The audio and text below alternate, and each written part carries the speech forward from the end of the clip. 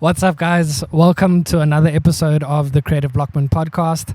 And today we actually have our first female guest, and that's quite a big accolade for me because we've been trying to get a female guest on the podcast and it's not easy, but we're happy to have a super talented visual artist, a graphite and pen artist, but she's not only a visual artist. There's a little bit more to her. I think she does poetry as well, if I'm not mistaken. And I'm going to pass it over to you. You can introduce yourself and yeah. Hi, my name is Shan. I am 21.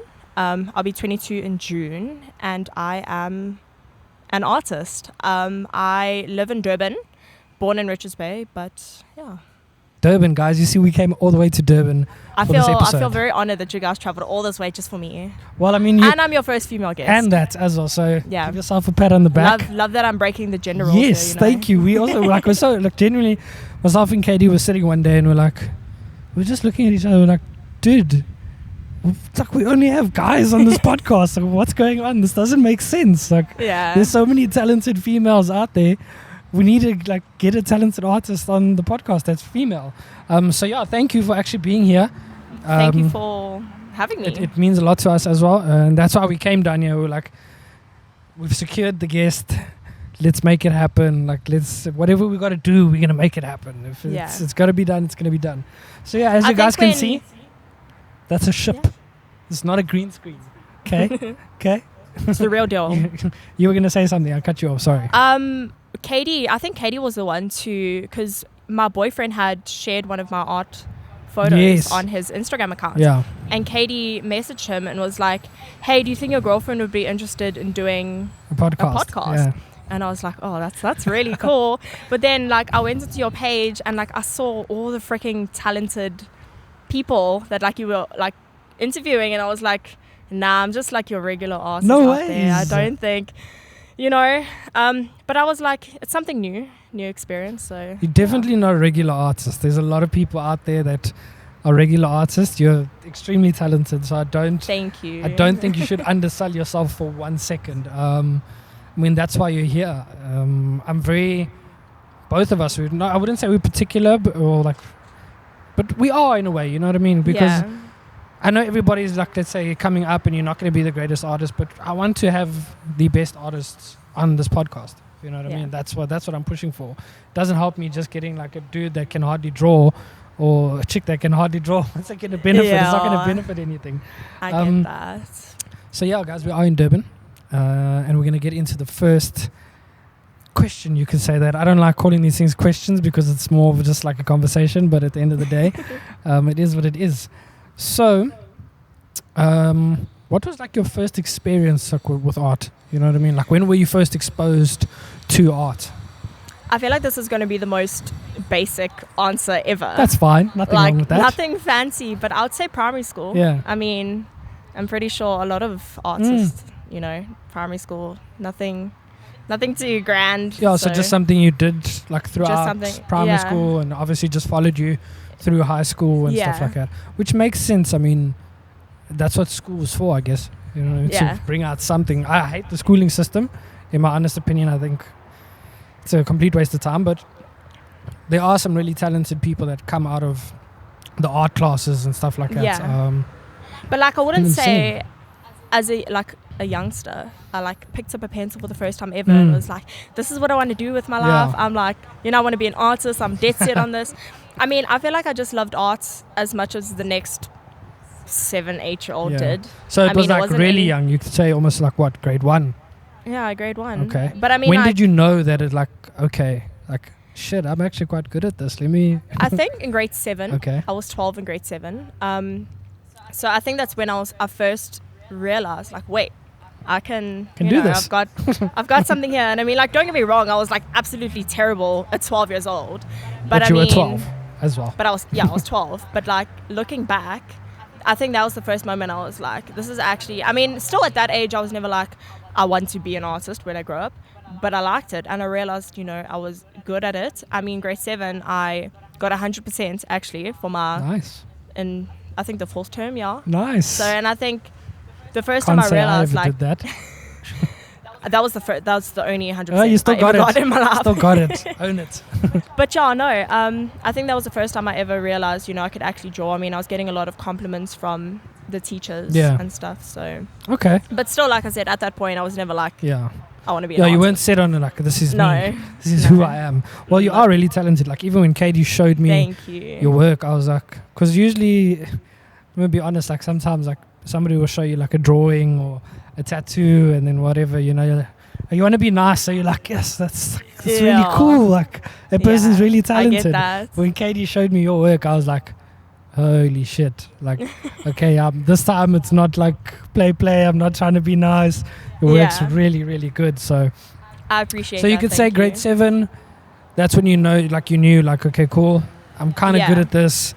Let me carry on doing it. And then like from there on, it's like, what did you do to progress, in your art career, if you want to call it that? Did you have like a mentor or like? No, like I wouldn't say that. I mean, in grade 8 and 9, I had this really amazing art teacher who unfortunately left at the end of my grade 9 year. Yeah. But I would say that she was probably one of the best art teachers I ever had, because all the other art teachers I ever had was only like really fixated on teaching us the theory and like, they never really actually like sat me down and were like, this is how you draw. Yeah. And this teacher I had in grade 8 and 9, she like taught me the basis of shading and like, well, not just me, but like everyone, the whole class as she would as an art teacher. But yeah, I think that's the only teacher I can really say that like actually ever guided your career. Guided me in a sense. All the other art teachers I had never really did that. They were amazing, don't get me wrong. They were really good art teachers. But other than that, I consider myself mostly self-taught. Which is good. I wouldn't say that, I really ever like attended an art class or, had anyone that was like, this is how you draw. I feel like from a young age, like I said in grade 7, when I realized I could draw, I never really stopped, and like my skill just progressed from there. So yeah, okay. Didn't know. No mentors, no nothing. No mentor. Okay, well, I mean, which is cool. I mean, you could literally say, this is all me. This is all me. Yeah. Exactly. And okay, in terms of like your style or your medium, which would be graphite and ink. Yeah. Why those? Like, why did you decide to go with those? Have you tried any of the other ones as well? Matric, most of my artworks were done in oil paint. So that year I was like, I really love oil paint. Like when I matriculate, I'm gonna carry on with this. But it's such a bitch. I'm sorry, am I allowed to swear? Of course you can swear. It's such a bitch to clean up oil paints. Ooh, and I like, can imagine. I'm kind of lazy, to be honest. So like, I hate the process of having to clean up like the oil paints, because obviously you can't like wash it with water. There's like a whole process behind it. So that really put me off of oil paints. I only did it in high school because like I kind of had to, and at that time I wasn't even really that skilled in like pencil or pen. I think I did. I think in grade 11 or like or in matric, one of my pieces were actually pen. Because our teacher always encouraged us to like, try new mediums. So I was like, okay, why not? Let me just try pen. And like, I was like, this is fun. Like you don't have to have like multiple pencils. You don't have to have a rubber. It's just the paper and one pen. And and then after matric, I actually thank load shedding for this, weirdly enough. But I remember load shedding? Not really, but like thanks load shedding, because I remember the once it was load shedding and I was like, I'm really bored. What am I going to do right now? And I was like, let me draw. And then I think I drew this like Zulu girl in pen, and it was like, looking back, it's kind of terrible, but like it was decent. When you did it, you were like, wow. When I did it, I was like, this is really good. And I think that's when I picked up my love for pen, and I never stopped it, and like I progressed my skill over time. And now it's like one of my go-to mediums. Yeah, it's your main, from what I can see, like pencil, graphite, and ink are your main mediums right now. With pencil, I can't really say when exactly I was like, I like doing, I don't know. I just feel like pencil's so versatile, and it's, like if you make a mistake, you can rub it out, and I feel like it's a lot less stressful to work with pencil. So you could almost say like you're a calmer artist when you work with it. Because of pencil. But most artists eventually find their style and their medium. So I just found ink and pencil to be what I like most. Would you ever go back to oil and try it again? I actually have this huge easel, like Okay. collecting dust in my studio because I never use it, but I bought it for like, you know what, if I buy this, I buy a whole bunch of canvases. I mean, I have the paints, the paintbrushes and everything. I just can't find time to like sit down And do it. and do I it. think you should. Maybe not now. Yeah. Because you found your medium, you're happy where you are. Yeah. You're creating No, but I would like works. to. I'd like to branch out Yeah, and I try think you different should. things. I mean, you never know what you could Yeah. do with the whole oil thing. I mean, Yeah. and I think it just opens you. It will open up you to a different customer or a different, let's say, art collector or something. You know what I mean? Because everybody's myself. Like I love collecting art and stuff like that. So, and I kind of, it was last year. I kind of sat down and I looked at the pieces that I had and stuff like that, and I was like, I have a lot of the same stuff. I need to try and start buying different art, because if I have the same type of art, a portrait of a chick, the graffiti style, a portrait, there's another portrait of a chick, graffiti style, you know, it's my whole collection is just going to become monotonous and the same. So I think, okay, obviously, like I said, you've got your oil, your pen and your graphite, you're really enjoying that medium, but I don't think you should. I think one day you should try it. Yeah. Give it a shot. No, I definitely want to. I feel like paint is where the money is, and like I've always had this dream of getting into a gallery one day, but like I feel like I don't see myself doing that with my pencil and pen drawings. Like, You don't think so? I mean, maybe. The I thing is think though, you like could. I'm so afraid to like step out of my comfort zone You can't. and do bigger surfaced artworks. Like this year is the first time I'm ever doing an A2. Okay. I usually always work in like small little A5, A4, and then A3. Yeah. And this year I was like, you know what, I feel like if I want to push myself as an artist, I need to try something different. Yeah. So I started going bigger. And I feel like even then it was a bit of a risk, because I was always like, oh, is my outline going to be right? Is my perspective going to be off? And I mean, it hasn't been so far. Exactly. But, there you go. I feel like okay, maybe I could get into a gallery, but I think you could. I don't see that.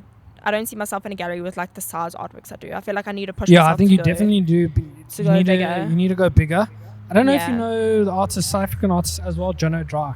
Yes, I do. He is, but like he works on huge like canvases. You so can do it as well one day. He's brilliant. insane. I was actually showing my boyfriend some photos of He's- his artwork on the way dude, here. That He's guy's incredible. work is next level. But he does He's like- he does like masterpieces. Yeah. But I think it's just about doing it and also allowing yourself, like for example, if let's say you do one and it doesn't do well or whatever, you know, like you're not happy with it, it's fine, because you've exposed yourself to a bigger canvas, you've tried it, and you're going to learn from that. So, you know, it didn't do well, so damn, people's cars are loud in I know, I Slumber. was like, for a second, I was like, I couldn't hear anything he's saying, but I'm just gonna roll with it. Let me just smile and pretend like I heard what he just said. Thank you to that guy. Thanks. Yeah, as I was saying, I think it'll be a learning curve, even if it doesn't. And who knows? Have you ever thought of Yeah. like, maybe I'm gonna kill this? I know. You know what I mean? Like maybe I'm really gonna do like, maybe this is gonna be the next big thing. Yeah. You never know. I should stop staying in my comfort zone and just, You should. You should. just go out in there into the world and just push myself and Yeah. see what happens. And at the end of the day, like, you can also sit back. I mean, you're talented. You know what you're looking at. You can also like Yeah. just sit back and be honest with yourself. Like, I do this. It's on a bigger canvas. Do I like it or don't I? Yeah. If you don't like it, then cool. That's it. You know, nobody else has to see it. Oh, exactly. You put it away. You go on to the next Yeah. one. But I think believe in yourself. Like I always say to like everyone, if you're not your own biggest fan, who is going to be your biggest fan? Yes. You know what I mean? Like you have to believe in the things that you do. Like I believe in like what I do. Yeah, there's going to be days where you're like, nah, this is like, I'm done. Burn this. Bring the lighters. Let's burn this Yeah. canvas. But I think you have to try it. Because it's like you said, I think you're talented, way more than talented enough to get into a gallery. But I do agree that you're going to have to do bigger pieces to get Yeah. into a gallery. But you never know. Have you ever like approached the gallery? You had your work in Skyline the other day, the coffee shop. Yeah, That's kind of like a gallery. So they do this thing where every month they like approach different artists, and they like all artists like message them, and they're like, "Do you want to display your artwork?" And they have this grid thing where you can like hang your art up for the month. Yeah. And it's like really cool because I mean, I did it and I had a couple of like WhatsApp messages from people like interested in my art. So that's awesome. the exposure's nice Yeah. and stuff. Like not a gallery kind of thing, but I mean still, it's it's about getting a your coffee name shop out. where lots of people frequent every weekend. So Yeah, it's exactly. nice. I mean, I consider it, that's a gallery, in my own opinion. Yeah. If they are there displaying works of art, yeah, whether it's a coffee shop or a bar or whatever, in my honest opinion, yes, it's a gallery. Is it Yeah. your traditional gallery? No, it's No. not. But it's something, Yeah. it's something you should still be like proud of. But I feel like my dream one day to get into a gallery is I don't want to approach someone or like, because I think we have the KZN SA gallery down here where they you pay. Okay, I'm not sure if this is how it goes for everyone who's ever like displayed there, but they allow you to like rent out the space in their gallery to Display your work. display your art. And I checked their prices. I was like, oh, this is a bit pricey. But then I was also like, I feel like it would be more of an achievement to say that I had a gallery approach me. Of course, yeah. To be definitely. like, come show your it's artwork. more organic. We're like, It's that organic Yeah. reach. Like they love your Yeah. work. They reach out to you. I think ideally that's the way it should be. I think any artist would want it that way. If I was an artist, I would want it that way as well. So, Yeah. but I think it all goes down to also believing in yourself and also putting yourself out there. Going out to galleries locally and just chatting to them and be like, hey, I'm an artist. Look at this. Yeah. And they might be like, holy shit, that's like Yeah. when Katie showed me your work, I was like, holy shit, like this chick is really talented. Like it's Thank amazing. you. Oh, you're giving me such a big head. You should have a little bit of a big head. So you're gonna have a little bit of an ego. I always believe that. You need to have Yeah. a little bit of an ego. Not too big, not too small. Because if you don't have an ego, it goes. It's got to be confident. Yeah, in your you have work. to be confident and also just in yourself. You got to believe Yeah. in yourself. And I think this is what this question is kind of what like pops every artist's ego a little bit. What is like the biggest challenge that you're facing now as an artist, whether it be like artist block or like you're saying, getting your work out there? What is the... I would say I'm struggling with two things right now. One being, would it be smart of me to go full-time with my art? Because I'm Okay. not a full-time artist. I don't do it Full-time. Okay. I mean, that's the dream. Yeah. But I work an afternoon job as a childcare worker at a primary school. Oh, that's cool. And don't get me wrong, I absolutely love children. Yeah. But it's like, it's not really, what I want to do with my life or see myself doing. It was just an easy job to go into. Yeah. Because, I mean, not many people have the privilege of stepping into a job straight out of matric. Yeah. And I mean, it's my mom's business. She was like, hey, come work for me. And I was like, of course, And I've been working there ever since I matriculated. Okay. And through doing that, I also, on the side started my The art. business. But the problem with that is working, in the afternoon, I have to find time to like balance that between like my drawing hours. Yeah. And it's tough because, I mean, I want to go full time Yeah. with my art, but the problem is it's never a guaranteed salary every month. I mean, my afternoon job, like I know at the end of the month I'm going to get Yeah. something from it, Mm. With art, it's never that way. And I mean, I make most of my money off of commission work, but there are months where, maybe someone might not even commission anything Yeah. for me. Yeah. It's like, I don't want to take that risk and then, say like lose out on the salary that I know is guaranteed. Yeah. Okay, I don't want to sound like, No, oh, she's all about the money and it stuff, makes but I complete mean, sense. I mean, that's you the need point money of to having live. a career. How are you gonna live and do what you want to do? If Exactly. you don't have money, nobody can say, I don't care who you are, what you say. You need money. So that's the problem. so It's that's like, problem do number I one. risk this money that I'm getting every month and step into a career where it's not guaranteed that I'm gonna get this money, or do I just like throw myself to the wolves and just see where it takes me? So I'm struggling with that. But I kind of feel like right now I'm comfortable with where I am, and I'm more of like a take each day as it comes kind of person. Yeah.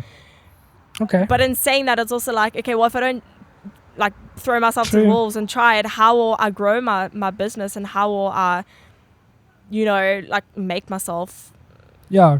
To get like, to that level of an yeah. artist where like, what? where I can make Like a stable I'm income good, every month. like I'm making money, like things So, are fine. No, it yeah. makes sense. I mean, well, let's put it this way. They always say never leave your 9 to 5 before your side hustle or whatever makes the exact same Yeah. money. But the problem is how do I know that my side hustle will make me this money if I don't like take the risk and put my all into it to get there. Or maybe do something like this. Take like 3-4 months or 6 months.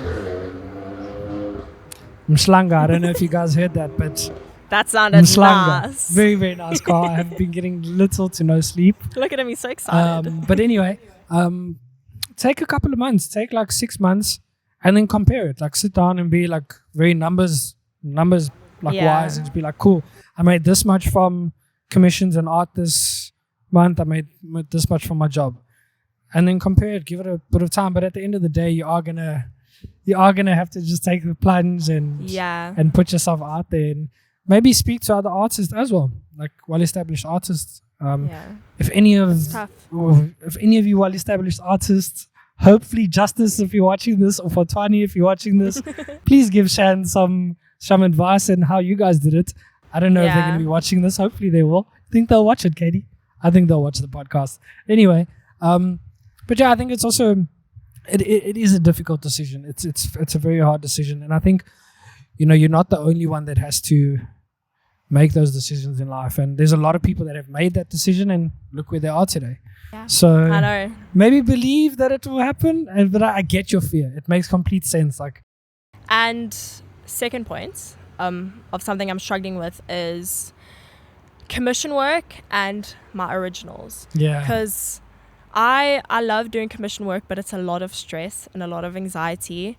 Like I always feel like when I'm doing commission work, I'm always like, oh, does it look like the reference photo? I mean, people are paying me money to like draw these photos for them. And I'm like, okay, well, it has to be perfect. So I'm always like overcritical of especially when I send my clients their photos. I just want to like change my name and move country. Like it just gives me such anxiety to send my clients the photos. So it's a lot of stress and a lot of pressure, and it actually kind of makes me like art less. And I mean, like, don't get me wrong. I love the fact that people see what I do and like it enough to want to have my art like hanging in their homes, or like have me draw one of their late loved ones. Like it's such a great feeling, and like I love that I get to honor people in that way. But like a lot of pressure and a lot of stress. It's a lot of pressure and a lot of stress, and doing like when I have a picture that I want to draw, that I see like, I want to spend time doing this, just because it makes me happy. It makes me want to sit down, and it makes me want to draw, and it makes me happy. But the problem is that's not where the money lies. No, true. Money lies in commission work, and I actually rarely ever make money off of like my own work. Yeah. But also with doing commission, I find a lot less time to do your own work, my own drawings. No, 100%. So I guess it is also about finding that balance of your own original ideas and the commission work. But I think ideally where you want to be is, in my opinion, I think you want to be making money solely off of your original works. Off of my commissions, It's like I wouldn't say any other artist, but you don't want to have to have somebody say, draw this. Yeah. Draw that. You know what I mean? So I guess that's one of your goals, you could say. And like sometimes it's tough pictures, and I don't ever like turning clients away, because I always feel like I'm capable of drawing or whatever, even if it's like a really blurry photo. I want to make people happy and do it. And I just want to put it out there to like any future clients or like my past clients, and like I love drawing for you, and please still order for me. I'm not saying I'm not taking on any more commissions, but I prefer doing my own work. It's the artist in you. Yeah. You know what I mean? It's like, as a creative, I'm a creative as well. A lot of everybody here is basically a creative. You want to be in control of your work. You want to be in control of what you're doing. I want to have free reign. You want to have that free reign. I want to have my own choice of like what to draw. Exactly. And it's not a bash to any like a client. It's not a bash to a past customer. Yeah. It's not that. It's that thing of you're a creative being. You're always going to be a creative being. So you want to create something. And I think the commission is, it's already created, the photo is already taken. All I'm asking you to do now is draw it. Yeah. So I think that part of you where you're creating something original is obviously dying in that moment, and you're like, no, I don't want to lose that part, Yeah. So I get you. It makes complete sense. Okay, so you'd say problem one was? Going full-time. Deciding whether or not to go full-time. That is a hectic decision. Comment down below if you guys think Shan should go full-time. Problem number 2. was whether to quit commission work and draw what it makes me happy, or like stick to what I'm doing. That's problem number 2. Comment down below whether you guys think Shan should stop commission work. Oh God. I don't think so. I honestly, here's my comment. This is a live comment. I don't think you should stop it, but I think you should get a little bit more particular with what you want to draw. Yeah. So if somebody's coming to you and say, please draw my wallet, I think you need to get to the point where you're like, no, sorry, I can't do that. Not that I can't do that. You don't want to do it. Perfect example. You go to a tattoo artist. You want a black and gray realism piece. He only does neo-traditional. What is he going to tell you?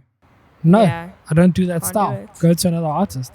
So I think maybe that's something you should do. I would never stop commissions entirely, but just be a little bit more picky. You know, like... that's good advice. That's some solid I don't want to draw your wallet. Can I maybe draw your cat? You know what I mean? Like something like that. But like when it's someone that approaches you and is like, hey, could you please do a combined photo of one of my late family members, and they only have like one photo. They like, this is the only photo I have of this person, and then they want me to combine it with like a photo of like one of their family members or whatever. So it's like, it's kind of difficult because, you know, you want to do something special for them. I mean, I love the idea that I get to gift people something so unique and special that like not many can say they can. So that's where I say like, it's a lot of pressure because like you want to do it for people, but it's like they don't give you much to work with. You don't necessarily want to turn anyone away. I was like, how? Like, how does it...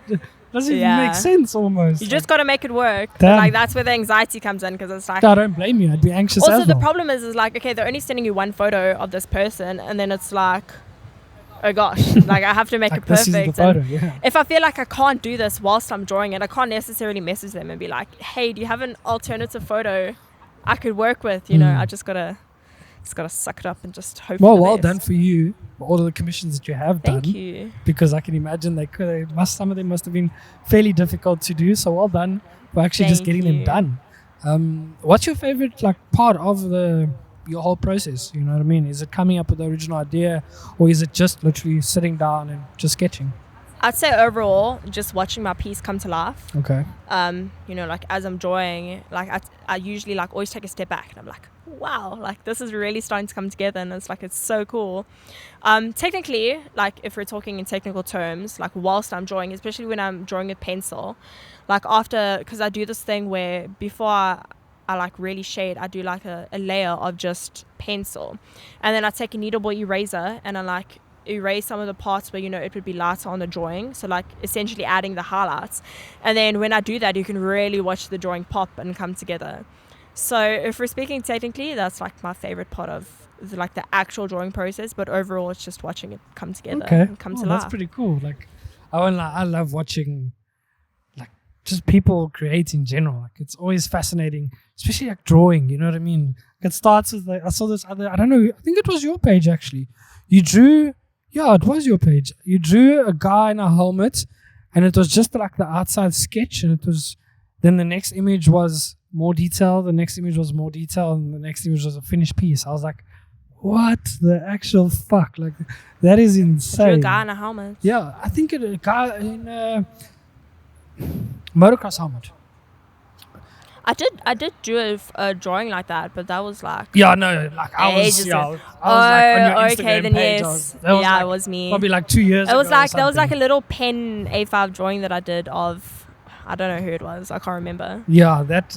But it was some motocross guy. That was crazy. When I saw that, I was like, that fascinates me. Like how. It's actually funny you say that because like I look back at those drawings now and I'm like, it's like really questionable looking drawings. Like, wow, that's so insane. I know, but I feel like that's just the critical artist in me. Yeah. I feel like most, if not all, artists are so overcritical of themselves. So. Okay, and what's your least favorite part of everything?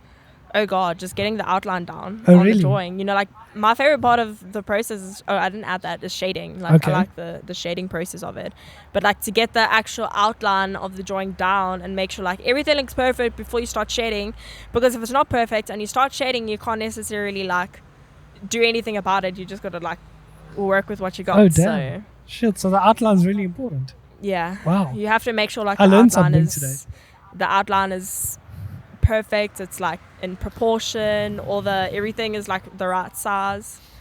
Because you'll notice it. You'll definitely notice your mistakes when you start Wow. shading. Okay. So it makes sense now why a bigger canvas is like something that's Yeah. like it's not just it's just a bigger canvas. Like, Yeah. it makes sense that because now you got to do this outline on Such a and on like an you're sitting there A0 and or it's like something. when you're looking close at a surface, it's like you don't really see all the mistakes, and then you take a step back when it's not so like distorted, and it's like, Shit. oh my gosh, I gotta fix this.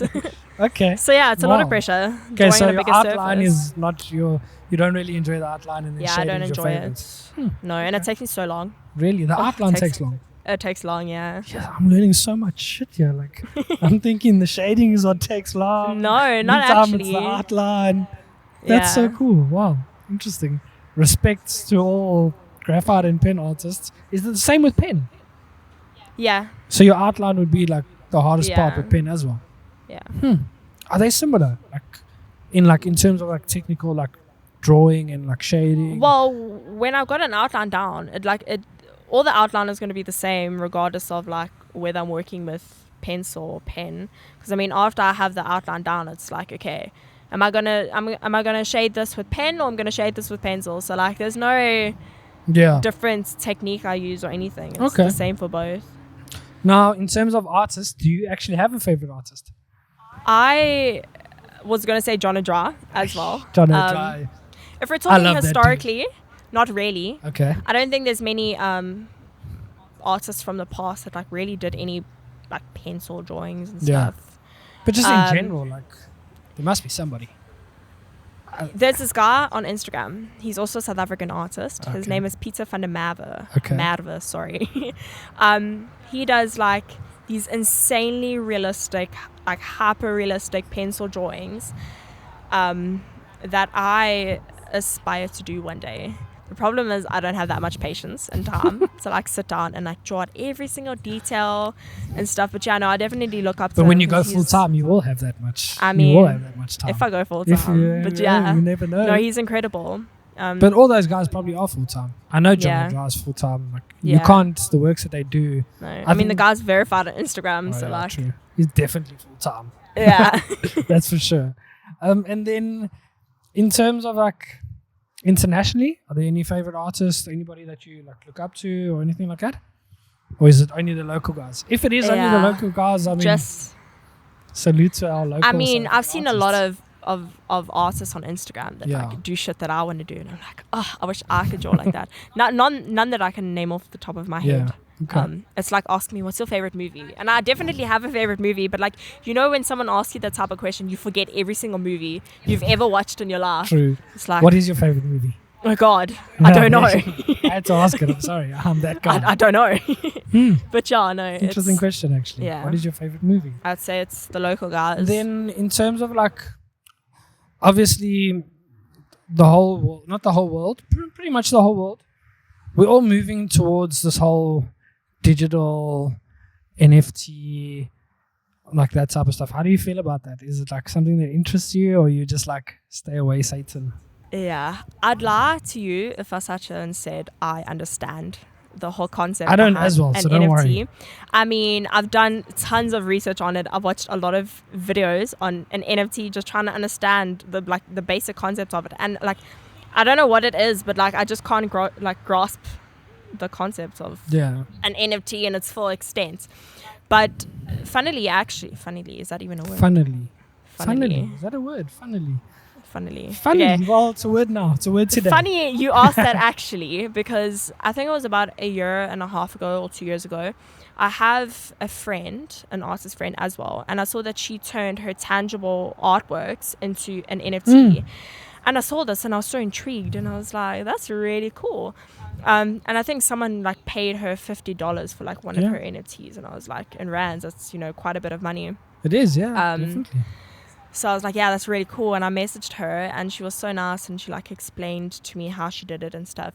And she actually explained to me about this South African based app called Moment. It's an NFT app, where you can create a profile just like it's kind of has like a same kind of feel to like Instagram. You know, you have your profile, and then you can mint your artworks for free. And I always thought, oh, how can I do this with my art? Because NFTs are like mostly digital artworks and stuff. And I was like, well, let me just take the photos that I took of my drawings and turn them into NFTs. And I did that, and it was really cool, but like no one was really interested in like paying, you know, like. What art did she do, if you don't mind me asking? She does like paintings, acrylic paintings and stuff, and they were like really, really good. Did you like keep trying? Or did you Not post? really. I think I just got over it. I haven't like logged onto my moments in forever. I think you should maybe try again, because at the end of the day, it's like you said, if you can get some person in America. Like, but I feel like if I want to invest myself into something, it needs to be something that like I'm fully understanding of. Also true, yeah. And you need to understand like the ins and outs and what to do. I don't really know much about it. I know it's called non-fungible token. Non-fungible token. That's what I know. I know that much. And something about if you own it, it's yours forever. But then I'm just kind of like, people buy these NFTs. Like, you know that, I think there was this one NFT, I think it was like in America or something. It sold for millions of dollars. There was that Bored Ape thing. Yeah, there's a stage like NFTs were going to take over the world. I know, and I was like, okay, well then there's this guy that owns this Bored Ape photo. Yep. I'm like, well, what's stopping other people from looking at this and like recreating it, or like taking a screenshot of it and printing it out and like having it hang on their wall? I mean, no one will like really know. Absolutely nothing is stopping you from doing that. But like from what I know, the way it works is obviously these are like when you buy it, it's a recorded transaction. So obviously that Bored Ape, whatever, number 29, it will have their belonged to this guy, this guy, this guy, this guy. So at the end of the day, like if you're not the person that's actually the owner of the NFT, then screenshot it all you want. You actually don't own the piece. It's like, I don't know. It just doesn't make a lot of sense. It doesn't make sense. I agree. But I mean, like, I can't sit here and say, because I know a lot of people also don't like NFTs. Yeah. But I can't sit here and say whether I find it credible or not, because I don't have a full understanding of it. So I guess I'll just leave it up to the NFT guys. Yeah, like, you know, the ones who already know everything, 100%. The ins and outs. I also don't know much about it, and I'm also not a fan of it. For me personally, I love actually looking at an art piece and being able to go up to it and like examine it like in close and all the detail, because I feel like that's where the art piece really comes to life, you know, where you can see like, oh damn, like I have one art piece where the artist only used a technique called stippling. You probably know it. So from far, like you see the art piece and it looks really cool and stuff like that. Oh, but only when you go closer. That takes a lot of time. Like I've seen videos of them doing that. They're like one dot at a time. I'm like, oh my gosh. And only when you go closer, that's when you see like, holy shit, like this is just a bunch of dots. Like that's all it is. So that's why for me personally, I always love going up to a piece of art. I'm not a fan of NFTs. I never have been. I never will be. I can't say never will be. But I'm not a major fan of them. And then I like going into a gallery, and like you said, you know, like when you go close to a photo 100%. And like you can see all the detail and the texture. 100%. I remember this one time. I don't know how old I was. I was quite young, and we have our radio station down here. It's called East Coast Radio. I'm sure you know that. We know. I know that. And they have the house and garden show every year. Okay. And my family and I, we went there the one year, and there was like someone that did a display of like their paintings and stuff. Yeah. And I went up like really close to one of the drawings to, you know, see all the texture and stuff. And the lady said to me, are you an artist? Can you draw? And I was like, oh, that's really cool that you asked that. And she's like, yeah, I could tell, because like no one ever really comes up close to the drawing to like, you know, see all the detail and stuff. I want to see how she did her outline. So yeah, I like that. I like that about art, that you can like touch and perceive and feel. No, 100%. I agree with you all the way. It's just it's an experience thing. Where I think with an NFT, what's the experience? Yeah. Like, look at this on my phone, Katie. It's so scary how our world is so it's crazy advancing technologically. No, technology is insane. Now there's robots are taking over. They are. Literally robots are taking over. Whether we want to believe it or not, AI and all that stuff, it's completely taking over everything. Unfortunately, it's going to make our lives easier in a way. But when they start killing us, wow, that's going to be scary. But let's not worry about that. There's another side to you where we actually haven't discussed. I don't know if you want to go in a little bit into detail with the whole poetry side. I wouldn't say that like I'm extremely passionate about poetry. I would say that it's just like a little like Side thing that I do, and I actually remember that I can write. Like I don't do it often, but I'm like, hey, I can actually, I'm quite talented in this. Let me just write another poem. Yeah. I think it was in 2017 I wrote a couple of poems and I made an Instagram page, and that's when I was like really into it, and I was like, I want to write enough poetry to like publish a book on it. Oh, but that's then cool. Since 2017 until this year, I actually had never written a poem because I just kind of got over it, and I was like, it was just a phase, you know. But then I saw on Facebook, it was an ad on Facebook about the Avbob poetry competition, where you enter your poems and you could potentially get published on their site and like be one of their winners and stuff. So I was like, hey, I have all these old poems that like are just sitting there, and I mean, I know I was like 16 when I wrote them, but like I thought they were like really good, so I was like, let me just try. Audi R8. Umhlanga, that's Umhlanga for you. I was like, yeah, let me just try enter it. I mean, you know, why not? And they were like, for every poem that they choose to publish, you get a 300 Rand reward for them using your poem on their site. So like, I mean, that's cool. Why not? So I did it, and I think I entered about 10 poems, because you can only enter 10 poems at a time, and only one of them got published. That's still good. I know, and I was like, that's really, really cool. And I think that like when I saw that, I got the email saying, you know, congratulations, one of your poem was like selected. Cool. I was like, that's cool. Let me start writing again. When was this? I can't. 3 months ago. 4 months months ago. Oh shit! So it was recently. Yeah. Oh, that's awesome. Well done. It was last year sometime, but like late last year. Oh, well done. That's and then I was cool. like, let me get back into writing. I wrote a couple new poems this year. I like revamped my whole poetry Instagram thing, like a logo and stuff, and I actually haven't written a poem like since then. Well, I mean, so like I kind of forgot about it again, but I'll get back to it. That's the nice thing about creative work, is that it's not, there's no one with a gun to your head saying you need to do this and you need to do it now. It's not a 9 to 5 where, you know, tomorrow I have to go here and do this job.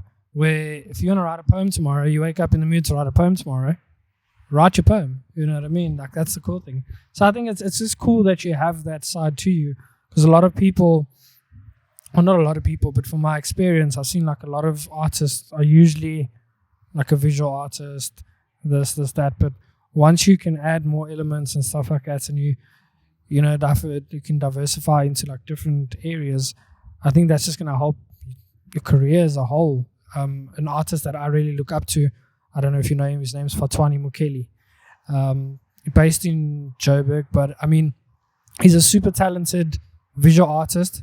But here comes damn son, that sounded good. Look at the smile on his face. Get your cameras out. Yeah. Oh shit. Oh, cameras are busy out with already. them. It's just on us and not on the cars. But him, like, I look up to him like quite a lot, because he's a visual artist. He's a restaurant owner. He DJs in his restaurant as well sometimes. Okay, that's cool. You know, he's very multi-talented and he's multi-faceted. Facet? Anyway, so. That word. So I think that's cool, you know, that you have that side to you. It just expands you as a person, you know what I mean? It's not just, I'm a visual artist and I only do graphite. Yeah. Cool. So I think that's really cool. But like, if someone had to come up to me and ask me what I do, I would just be like, I'm an artist. Yeah. I don't think I've ever actually said to anyone, I'm an artist and a poet. Yeah. But I think sometimes I kind of forget about that side of myself, where like, I think poetry is an art, you know what I mean? So I think as a whole, so too, yeah. You're an artist, you just do other mediums of art. You're into poetry, you're into drawing. So I think it's the right answer. I don't think you really need to separate them as per se. So yeah, I think artist is literally the perfect answer to that question. What do you do? I'm an artist. I can't really call myself an artist because I'm not an artist. We've got some spectators high above us.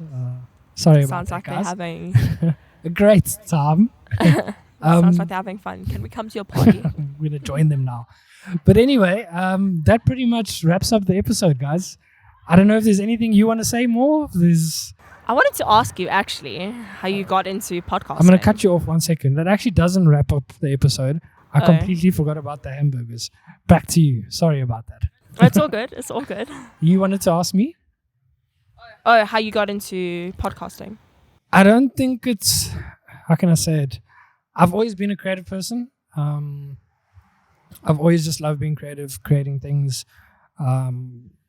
Naturally, I've always got ideas coming to my mind. Like 24/7, I've like can ask Katie. Like one day we'll be discussing the podcast, and then like 2 weeks later, I'm like, dude, check these TCB pins I designed, and like they're here. They came in from China. They're already here. So I think it was just one of those things. Like I wanted to just express myself creatively. I've always loved art. So I thought, what better way? A podcast where I can sit down. Where does No. cut you off, sorry. Where does the creative Blockman come from? This is the actually, name. It's a good question. Well, basically my day job, I own a butchery. And obviously a Blockman is a person that cuts meat. So I've always been creative throughout my whole life, and I've always been surrounded by the business. I mean, I live in a pretty much super traditional Portuguese family, so school holidays and weekends, those weren't a thing for me. I'd have to go to the shop with my dad. So my whole life I've been surrounded by that, and I kind of just put the two together. I'm a creative person. This is what I do as my day job. Combine the two and make it The one creative job. Blockman. And that's how the That's creative quite Blockman came about. I'm going to be the creative childcare worker. Yeah, there we go. The creative Come on. aftercare teacher. There we go. The creative. No, let's brainstorm this. Anyway. The creative noodle maker. I say that because at my job, the kids have noodles for lunch. Oh, there we go. So, the creative noodle maker. I'm the noodle lady. the creative noodle lady. The creative noodle lady. I like that. See? There we go. So yeah, that's how that came about. It was just honestly the desire to create, because my day job is kind of boring. Not boring. It's got more than enough work to do, but I also I had that feeling of like the one day I was just sitting there and I said it in one of my, I think I said it in the season finale of season 1, the audio only version. I was just thanking everyone because, the people listening and everybody watching this, like this is every YouTuber or whatever you want to call it. That's why they do it. One, the people watch so that you can actually grow from it, but it was that desire of me just wanting to create something, to come home and look forward to doing something other than just my job, because that was kind of not killing me, but at the same time it was, I needed something to do. I needed something creative to do because my job's not creative at all. It's very like structured and, system based, blah, blah, blah, all that type of stuff. So yeah, that's how the name came about, and that's why I'm doing this podcast. Now I want you guys to comment. Do you think Miguel, the creative Blockman, should go full time? Oof, no ways. God damn, imagine. I'd love to. I'd be honest with you. I'd love to. If this podcast could grow to to a point where I could do this every day of my life, I'd love to do that. But don't get me wrong, even though my job isn't creative and stuff like that, I do enjoy it. I'm very appreciative for it as well. I've got to work with literally, I've learned Vernac, I've learned Tswana and Zulu and stuff like that. Okay, I don't know, can't speak it fully and stuff like that, but I've been exposed to that, and I've worked with people from Algeria and Nigeria, Malawi, Zimbabwe. I've experienced so many different cultures and stuff like that, where I think I would have never experienced if it wasn't for my day job. So I do love it, but I'm a creative at heart, so like, share, subscribe, do whatever you need to do so the podcast can grow. Yes. And last, I agree. I'd like to see this grow. thank you, I appreciate that. Yeah, I do love this. It is something I really enjoy. But as a whole, I'm just passionate about being creative. It's like I said, one week I'll go from designing a hoodie to next week I'm like, shit, we need to do something different. We need to create something. Spice it up. Yeah, always. I love doing that sort of stuff. Now, what we need to discuss is another love of mine is the burgers. So we had burgers from Smoking Joe's. If you guys didn't know, and I don't think you knew this, I don't think anybody, I think Katie knows this, but there's a list. I'm not sure if it's a top 50. I think it's top 50. But Smoking Joe's, and there's another restaurant in Cape Town, they were actually on that list for the top 50 best burgers in the world. Smoking Joe's? Yeah. Really? How crazy is that, eh? Oh. Literally. Okay, I'm going to have some opinions about that. Yeah, they're literally, okay, the burgers, yes. They're on that list for the burgers. And you guys will understand why I say that once that Porsche drives past. What did you think about the burger? I thought it was good. It was a really good burger. It was. It was delicious. But you telling me that it was like on the list for the top 50 best burger places ever. Yeah. I don't agree. Oh no, that's hectic. I mean, Okay. I don't think I've like tried 50 burger joints in my life, course, but like it didn't taste like that good to me. Like it was a really good burger. Yeah, but it wasn't that good. But like it wasn't that burger. Damn, you I know? shouldn't have said that. No, I'm glad I said that as well because it gives you like, now Yeah. you're super honest. Okay, cool. What did you like? What didn't you like? The burger itself was nice. The chips The a bit patty cold. itself was good. The patty, The patty juicy. was good, yeah. Was juicy. No, it was a really good burger. Like I have nothing bad to say about it. It The was chips, yeah. delicious. I agree with you. Saucy, moist. I hate that word, but it was moist. But it was. It was. Yeah, no, it was a. The chips weren't good. burger. I'll be honest. I feel I know, like they were a bit cold as yeah. well. I feel like they put so much time and attention and Yeah. effort into the burger, then just to get your McDonald's shoestring chips. Yeah. Come I'd on, give it guys, a- you got to do better than that. Put more effort into your I'd chips. give it a 9 out of 10. The burger. Yeah, I'd give it a 9 out of 10 as well. Easy. The only thing I can really say bad about it is, for me, it was a solid burger. I really Yeah. enjoyed the burger. They didn't overcook the patty. No. That's the one thing a lot of burger joints, they and always it's do it. dry. Yeah. It's- Always. They always overcook the patty. So they didn't do that. That was really nice. yeah. They even like fried the bun. Mm. Well, not like fried it, but like, you Yeah. know. Yeah, it was like what is toasted the butter? bun Yeah, was- it was butter toasted according to the Yeah. menu. But it was good. Yeah, the chips were a major letdown for me. Like, Yeah. I think everybody can agree. Katie, what did you think about the burger? Good, nice. Nice. Katie thought it was a good burger. Everybody, Cool. yeah, like Yeah. everybody thought it was a I good burger. don't think I'm that big of a fan of like skinny fries like they gave us. Nah. But I mean that's just a personal preference. I feel like it would have gone nice as like really Slap chips. chips, you know. Prop Yeah, and a milkshake. and a milkshake, Yes. yeah. And another burger as well.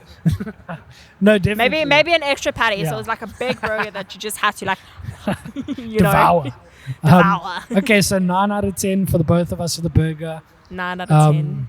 It was a good burger. Thank you, Smoking Joe's, for making such a you. nice burger. Yeah. Even though we did pay for it, we didn't get it for free.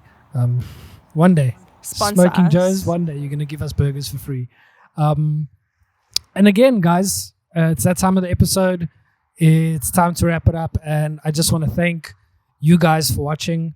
I want to thank Shan for taking time out of a Saturday to come here and chat. I really do appreciate it. And thank you guys for taking time out of your day to watch. And yeah, please like the video. Shan, where can we find you on socials? You can find me on Instagram at shan.carmin.art. Nice. And then on Facebook as just Shan Carmin Art. Okay. Carmen with an I, because I know a lot of Yeah. people spell it with an E. Mm. So with an I. Common with the I. So Common thank with you an guys. I really do appreciate it. Thank you for tuning in. Please do share this with everyone. Please do like and please do subscribe. It really helps the channel. If you like the video as well, click the like button so we can see this is the type of content and this is what you like. so that I don't bring a tattoo artist when you want to see more talented graphite artists on the podcast. But anyway, thank you guys. I do appreciate it. And Thank you for having me. yeah, thanks for being here. It was Thanks fun. for coming down all this way. No, any day, anytime. It was nice. It was nice to get some ocean air as well. And Nice to hear the cars. yeah, geez, cars. But anyway, peace, guys. Thank you. Yeah, that's it. It's a wrap.